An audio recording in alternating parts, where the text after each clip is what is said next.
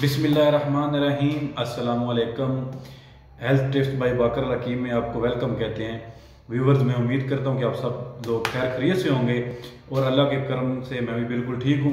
तो दोस्तों, आज का जो मेरा टॉपिक है ये उन दोस्तों के लिए जो दोस्त हाथ और पाँव के जलने की शिकायत करते हैं कि हमारे हाथ और पाँव जो हैं ये जलते हैं और हमें जो छोटा पेशाब है वो भी पीला आता है, जल के आता है। तो उनके लिए ये नुस्खा इंतहाई मौसर है और इंतहाई आसान है।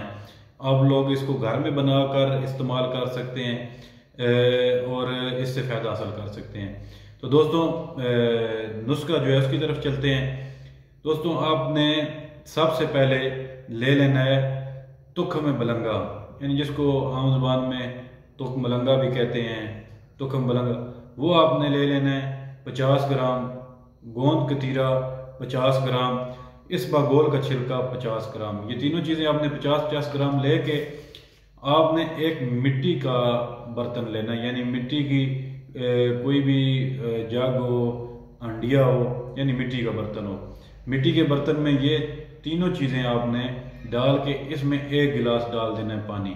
1 गिलास पानी डाल के और इसमें आपने हस्बे ज़रूरत मिश्री मिक्स कर लेनी है। इसको आपने रात को भिगो के मिट्टी के बर्तन लेना है, लोहे का, स्टील का, कोई इस तरह का बर्तन ना हो, क्योंकि जो मिट्टी का बर्तन है उसकी एक तासीर है। आप किसी भी बर्तन में कोई भी चीज़ पकाते हैं तो उस धात की उस मेडिसन में, उस खाने में तासीर जाती है। तो मिट्टी का जो बर्तन है उसमें आपने डालना है, ये याद रखना है। उसमें रात को 1 गिलास पानी में ये तीनों चीज़ें आपने भिगो देनी है।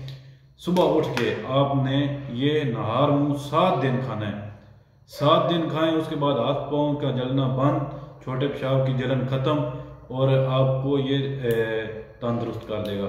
दुआओं में याद रखिएगा और इसको शेयर करें और जो न्यू चैनल को सब्सक्राइब करें। खुदा हाफिज़।